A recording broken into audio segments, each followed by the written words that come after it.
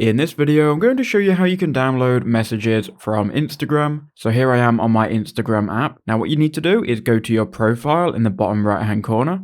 Once you've done that, click on the three dots in the top right, and then you should then see Accounts Center. Go ahead and click on that. Once you're here, then scroll down and you need to find your information and permissions. So go ahead and click on that. It will then give you some options. What you want to do though is click on download your information. And then once you've done that, you'll see your current activity and scheduled. You can then click download or transfer information. Then choose the account you want to download messages for. Then click next. Then go some of your information because we don't want to download all of it. Then you can go ahead and choose the specific information you want. So for us, that would be messages. Then click next.